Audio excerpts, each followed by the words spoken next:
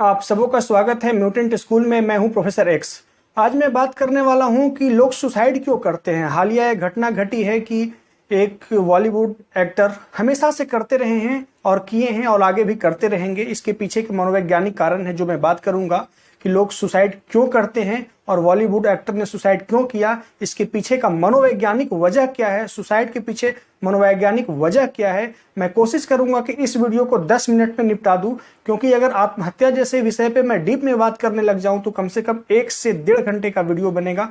Minimum ज्यादा भी जा सकता है, लेकिन मैं 10 मिनट में कोशिश करूंगा आपको बताने का कि कौन से उसके अंदर साइकोलॉजिकल फिनोमिनन होता है, साइकोलॉजिकल कौन सी समस्याएं होती है कि व्यक्ति जीवन को ना चुन करके मृत्यु को चुनता है। कुछ तो ऐसी बात होगी, कुछ तो ऐसी मिस्ट्री होगी, और इस पे बात मैं नहीं करूंगा तो आखिर कौन करेगा। मैंने मन को गहराइयों से देखा है, तो मेरा पूरा अधिकार है इस पे बात करने का, और मैं आपसे इस पे बात करने आया हूं आज। इससे पहले मैं एक वीडियो बना चुका हूं कि सफलता और निराशा के मनोविज्ञान के बारे में, कि लोग सफल होते हैं फिर भी उसके जीवन में निराशा क्यों रहता है और इस निराशा की वजह से सुसाइड क्यों करते हैं। तो वो एक मैं डिफरेंट एस्पेक्ट पे बात किया हूं, वो वीडियो जाकर के आप देख लें। मैं डिस्क्रिप्शन में वीडियो इसलिए नहीं लगा पाता क्योंकि मैं ज्यादा देर अपनी आंखों को मोबाइल पे फोकस नहीं रखना चाहता। इसलिए विनम्रता पूर्वक एक निवेदन है कि आप खुद स्क्रॉल करें, उस वीडियो को देखें कि व्यक्ति सफलता के बावजूद भी निराशा हाथ क्यों लगती है, और निराशा विभिन्न तरह की मनोवैज्ञानिक समस्या पैदा करता है और अंत में व्यक्ति मृत्यु को चुनता है। तो आज मैं एक अलग एस्पेक्ट से बात करने वाला हूं कि व्यक्ति सुसाइड क्यों करता है। तो इसके लिए मैं एक मनोवैज्ञानिक सिद्धांत का आधार बनाऊंगा। वो मनोवैज्ञानिक सिद्धांत है मनोविश्लेषणात्मक सिद्धांत, जिसके जन्मदाता थे सिगमंड फ्रायड। सिगमंड फ्रायड ने मनोविश्लेषणात्मक सिद्धांत को जन्म दिया, मनोविश्लेषणात्मक सिद्धांत की स्थापना की। इस सिद्धांत में एक टर्म आता है, उन्होंने बताया है कि मनुष्य के अंदर 2 तरह की मूल प्रवृत्तियां होती है। आप ध्यान से समझिए तो समझ पाइएगा, वरना चूक जाइएगा। एक जीवन की मूल प्रवृत्ति और दूसरी मृत्यु की मूल प्रवृत्ति। एक लाइफ इंस्टिंक्ट, दूसरा डेथ इंस्टिंक्ट।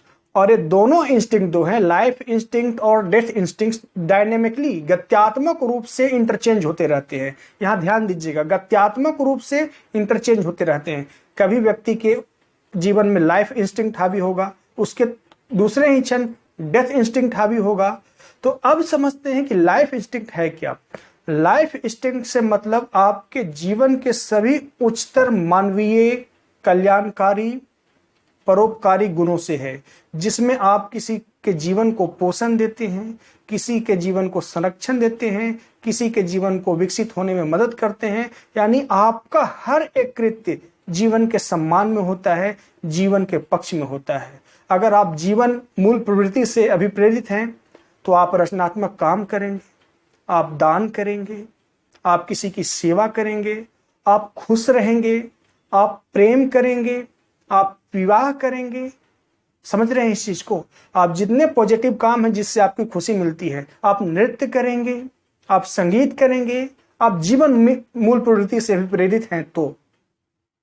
और मृत्यु मूल प्रवृत्ति से भी प्रेरित है तो आप जीवन को नुकसान पहुंचाएंगे, आप चोरी करेंगे। अर्थात जितने भी बुरे काम है वो सिगमंड फ्रायड के सिद्धांतों के आधार पे मृत्यु मूल प्रवृत्ति से अभिप्रेरित होकर ही किया जाता है। जितने भी नेगेटिव काम है, जहां जीवन को विध्वंस करने का सारा काम, किसी को अपमानित करना, किसी को चोट पहुंचाना, किसी का चोरी करना, किसी को तोड़ देना, किसी को मारना, किसी को कुचलना, किसी को विभिन्न तरह की बातें सुना देना, किसी को रोजी रोटी छीन लेना, यानी जितने निगेटिव काम है वो सारे मृत्यु मूल प्रवृत्ति में आते हैं।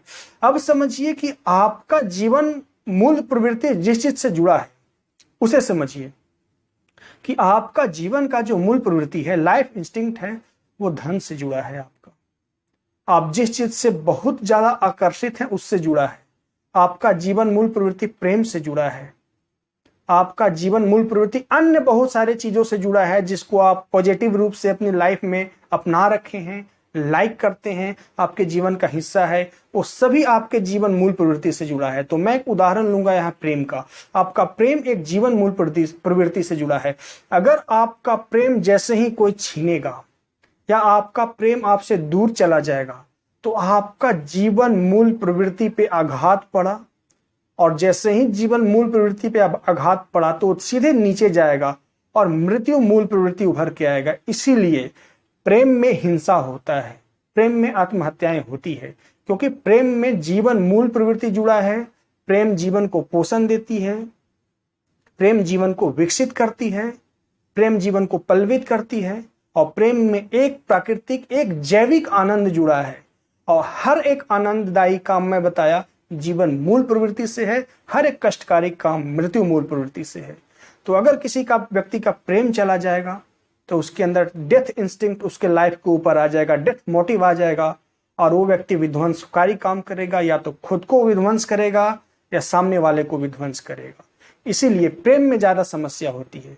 तो ये आत्महत्या होती है लाइफ इंस्टिंक्ट और डेथ इंस्टिंक्ट के इंटरचेंज के फलस्वरूप, जो अनबैलेंस जाता है कि ह्यूमन अपने अंदर से, अपने कॉन्शियस माइंड से इसको इनकाउंटर नहीं कर पाता है, इसको बैलेंस नहीं कर पाता है, क्योंकि व्यक्ति के पास उस तरह की आध्यात्मिक सोच नहीं होती, उस तरह की मनोवैज्ञानिक परिपक्वता का अभाव हो जाता है, उस तरह की ज्ञान का, उस तरह की उपदेश का, उस तरह के जीवन के प्रति देशना का अभाव होता है, जिसके फलस्वरूप जीवन मूल प्रवृत्ति और मृत्यु मूल प्रवृत्ति के इंटरचेंज के फलस्वरूप आए अनबैलेंस को नहीं संभाल पाता है, और व्यक्ति आत्महत्या जैसे चीजों को मृत्यु मूल प्रवृत्ति से भी प्रेरित होकर कर लेता है, या तो किसी की मर्डर करता है, इसी की वजह से करता है।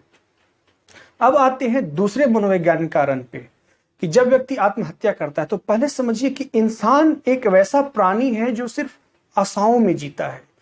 आप सुबह उठते हैं तो आपके पास जितनी ज्यादा आशाएं होगी उतना ही ज्यादा प्रफुल्लित होंगे, उतना ही ज्यादा सुखी होंगे, उतना ही ज्यादा आनंद से भरे होंगे। और सुबह उठ के आपके पास कोई आशाएं नहीं है, आप उदास हो जाएंगे, खिन्न भिन्न रहेंगे, इरिटेटेड रहेंगे। लेकिन जो लोग ऊंचाई पे पहुंच जाते हैं, धन उनके पास इकट्ठा हो गया, सम्मान इकट्ठा हो गया, तो एक कारण बनता है कि अब क्या, अब तो सब ले लिया, लाखों करोड़ों की संख्या में लोग जान रहे हैं, हर लोग सम्मान कर रहे हैं, तो अब क्या पाने के उसके पास है। तो जब आशाएं खत्म हो जाती है व्यक्ति की, तो जीवन में उदासीनता आना प्रारंभ होता है। और उदासीनता कुछ एक दिन में नहीं आता है, ये लंबे समय से आता है। तो उदासीनता आएगा, उदासीनता के फलस्वरूप मानसिक तनाव आएगा, वही मानसिक तनाव जटिल होकर मानसिक अवसाद के रूप में बनेगा, और आप मनोवैज्ञानिक समस्या से पीड़ित होंगे। और आशा विहीन जीवन सुखी जीवन नहीं होता। आपने सब कुछ पा लिया, आप कुछ पाने को है नहीं, ऐसी मनोवैज्ञानिक आपके अंदर स्टेट ऑफ माइंड बनता है, तो आप निराशा का शिकार होते हैं। और ऐसा निराशा का शिकार आपको साइकोलॉजिकल समस्या से पीड़ित करता है। तब आप मौत को वरण करते हैं, मौत को गले लगाते हैं। और तीसरी चीज सबसे महत्वपूर्ण ये है कि व्यक्ति ध्यान से समझिए इस फिलॉसफी को, इस साइकोलॉजी को। हम मनुष्य अपने जीवन को ना सिर्फ पता है भोजन और कुछ ऐसी बेवकूफाना बचकानी हरकतों से बांध रखे हैं ना, आहार, धन, बहुत सारी चीजों से खुद के जीवन को बांध रखे हैं। लेकिन अपने अंदर की जो मनोवैज्ञानिक साइकोलॉजिकल पोटेंशियल है, जिसे कहा जाए स्पिरिचुअल पोटेंशियल है, उसको कभी ग्रोथ होने का, उसे कभी पल्वित होने का, उसे कभी विकसित होने का कभी मौका ही नहीं देते। हम सिर्फ धन में अपना समय व्यतीत करते हैं, अपने अच्छे भोजन में समय व्यतीत करते हैं, अपने कुछ बुरी आदतों से आनंद लेने में व्यतीत करते हैं। मेरा एक वीडियो है कि बुरी आदतों में इतना आनंद क्यों आता है, वो देख लीजिए, आप सब कुछ क्लियर हो जाएगा। आनंद लेते हैं जिसके फल स्वरूप होता है कि हमारी ऊर्जा अनबैलेंस हो जाती है, ऊर्जा चूक जाती है, और हम फ्रस्ट्रेशन का, एग्रेशन का, डिप्रेशन का शिकार हो जाते हैं। और एक लंबे समय के बाद इतना कमजोर हो जाते हैं कि सुसाइड जैसी चीज उसके लिए कुछ नहीं बनती। जीवन इतना दर्द बन जाता है कि मृत्यु उससे ज्यादा आसान उसे लगने लगता है। तो आशा करता हूं कि कुछ मनोवैज्ञानिक बातों को आप समझे होंगे। लेकिन ऐसे सेलिब्रिटी के साथ और कई सारी चीजें जुड़े होते हैं, जैसे कि उनका आहार विचार भी जुड़ा है, आपका भोजन भी आपके मानसिक रूप से तनाव डालता है। मानसिक तनाव शुरुआत है, मानसिक तनाव इनिशियल स्टेज है आपके जीवन के एंड का। अगर आपके जीवन में मानसिक तनाव आया या मानसिक तनाव अधिकतम है तो समझिए आप अंत की ओर जा रहे हैं। आपकी पोटेंशियलिटी खत्म होगी, आपकी मनोवैज्ञानिक अंतःशक्ति खत्म होगी, आपकी जीवन की प्रोडक्टिविटी खत्म होगी, आप दिनहीन जीना शुरू करेंगे। और दीनहीन जीना शुरू करेंगे तो अपने पीछे का लाइफ देखेंगे कि मैं क्या था, आज क्या हो गया, कितने मेरे पास क्या थे, आज मेरे पास क्या बचे, तो आप और एंजाइटी का शिकार होंगे।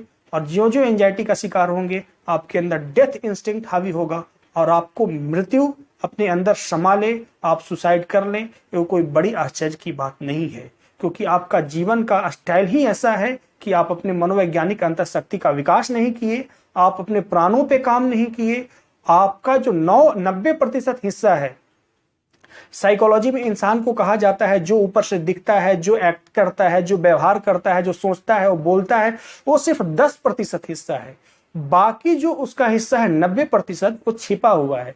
तो आपका सारा जीवन वो 10% हिस्से को पॉलिश करने में है, रिफ्रेश करने में है, चमकाने में है। बाकी 90% हिस्सा को कौन करेगा? अगर इसे आप नहीं करेंगे तो ऐसी घटनाएं होती रहेंगी। आज कोई और किया, कल कोई और करेगा, पहले कोई और कर चुका है, ये श्रृंखला चलती रहेगी।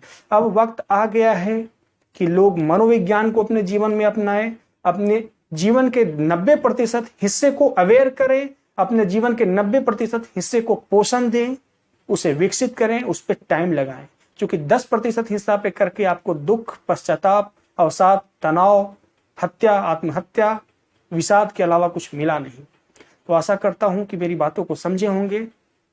आगे आने वाले कुछ वीडियो में मानसिक तनाव पे ही बात करूंगा, जिसमें आपका आहार आपके मानसिक तनाव को कैसे प्रभावित करता है, आपके अप्राकृतिक सेक्स आपके मानसिक तनाव को कैसे प्रभावित करता है। 2-3 वीडियो में इसी पे बात करूंगा। फिर मैं आगे जब एडवांस बातें करूंगा तो बहुत सारी बात करने के लिए मेरे पास है। तो आज बस इतना ही। मैं प्रोफेसर एक्स आपसे विदा लेता हूँ। वीडियो को देखने के लिए धन्यवाद।